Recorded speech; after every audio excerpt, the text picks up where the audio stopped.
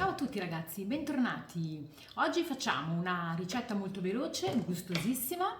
È una schiacciata di patate, non richiede lievitazione, quindi una volta che avremo preparato il tutto andremo a metterla direttamente in forno. Questa schiacciata poi si può fare sia con le zucchine, con la zucca, quindi è abbastanza versatile, però oggi vi propongo quella di patate. Allora, io ho dentro questa ciotola ho messo un uovo intero e ho messo 300 ml di acqua, poi comunque vi lascio le dosi in descrizione. Ho già mescolato, quindi un uovo e dell'acqua.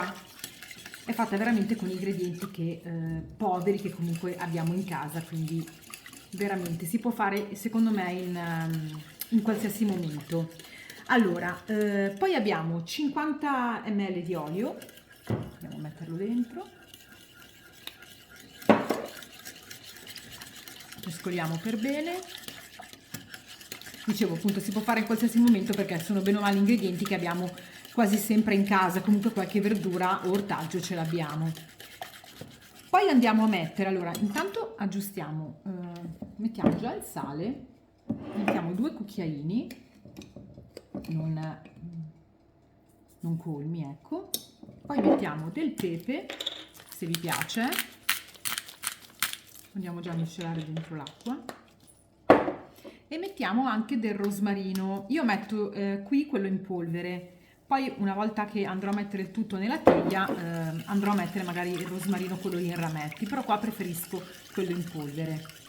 Quindi mescoliamo per bene. Sente già un profumo con questo rosmarino.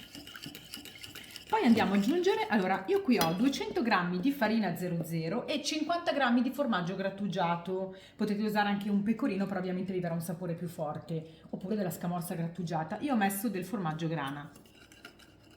Quindi misceliamo per bene, magari facciamo attenzione a non fare troppi grumi. Quindi come vedete i passaggi sono veramente semplici. Ingredienti proprio poveri. Quindi mescoliamo per bene e a questo punto io andrò ad aggiungere delle patate grattugiate, per la precisione 400 grammi circa. Potete anche tagliarle con una mandolina a fettine sottili, potete fare tranquillamente in quel modo lì e quindi andrete a versare qui all'interno dell'impasto le patate tagliate a fettine, altrimenti come me io preferisco grattugiate perché in questo modo qui si disfano maggiormente e creano un po' più omogeneità nell'impasto e quindi danno un po' più di morbidezza. Se non volete aggiungere le patate, volete aggiungere ad esempio della zucca, non vi farete altro che grattugiare della zucca e inserirla nell'impasto in questo momento. Per questa dose potete fare circa un 300 g di zucca oppure potete farlo anche con le zucchine grattugiate. Quindi a questo punto spostiamo questo, andiamo a inserire dentro le nostre patate.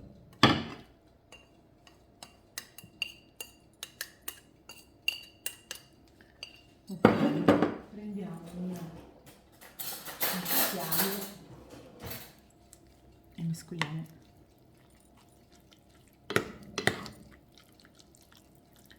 È veramente una ricetta molto semplice.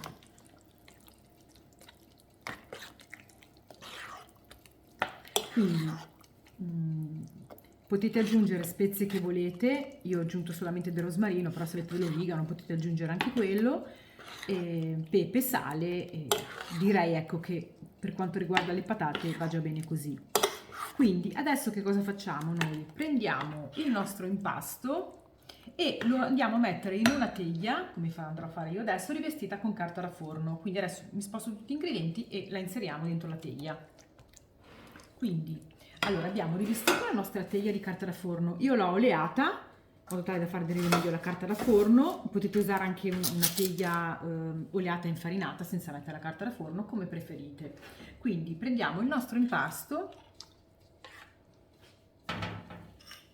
Potete anche versarlo in una teglia rotonda e poi ovviamente a seconda della grandezza della vostra teglia questa schiacciata verrà più o meno alta. Ecco, poi regolatevi voi in base al dosaggio ovviamente che vi verrà. Quindi la andiamo a stendere per bene.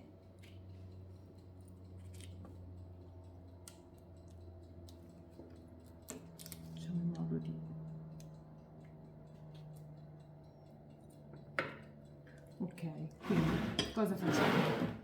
Allora, prendiamo comunque un po' di sale e lo andiamo a cospargere un po' in superficie, come se stessimo condendo una focaccia. Poi prendiamo del rosmarino fresco e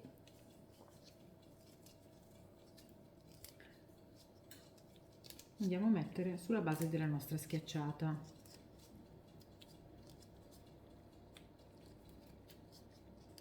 Volendo si possono fare 2 schiacciate e riempirle all'interno con prosciutto e il formaggio, quindi magari mangiarla a mo' di panino, perché comunque verrà abbastanza sottile, però vi assicuro che è molto buona.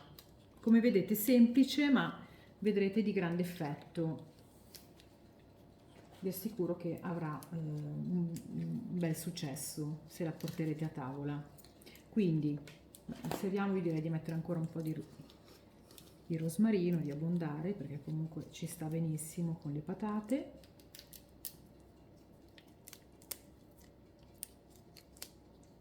Ok, poi prendiamo un po' di olio,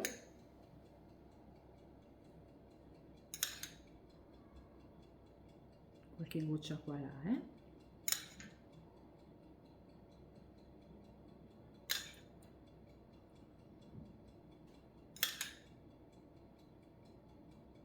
ok, quindi a questo punto la mettiamo in forno a circa 200 gradi per una quarantina di minuti. Mi raccomando, controllatela, deve essere chiaramente bella dorata sia nel fondo che nella parte sopra. Eventualmente prolungate la cottura magari di 5-10 minuti, però dovrà venire bella dorata. Quindi ci vediamo una volta che la nostra schiacciata è pronta. Eccoci, abbiamo cotto la nostra focaccia, sì, scusate, la nostra schiacciata. L'ho cotta per 50 minuti a 200 gradi, questo è il risultato, vedete, deve essere bella dorata, io un po' l'ho già tagliata, deve essere bella dorata sia sopra che sotto, adesso vediamo, scotta ancora un po', però vedete come è bella colorita. Adesso magari continuo a tagliarmi qualche fettina, vi assicuro che il profumo è eccezionale e veramente è molto buona, accompagnatola con dei salumi, con dei formaggi, quindi anche al posto del pane a tavola, comunque come aperitivo sfizioso, veramente è molto buona. Vi consiglio di farla sia in questa versione che anche con la zucca, è molto buona se vi piace, però ecco, anche se non vi piace la zucca, gli darà comunque sofficità all'impasto, sarà leggermente dolce, un po' come questa qua di patate, però vi assicuro che sarà molto buona anche quella di zucca. Anche lì aggiungete pure del formaggio grattugiato e così anche con le zucchine, proprio per fare in modo da dargli più sapore. Quindi vi ripeto, potete anche condirla, scusate, mangiarla a mo' di panino, quindi preparare 2 schiacciate, magari farcirla con prosciutto e formaggio e magari ecco presentare come stuzzichino a tavola in questo modo qui, oppure semplicemente con dei formaggi e dei salumi. Devo dire che è un ottimo antipasto da poter presentare a tavola e perché no anche un aperitivo.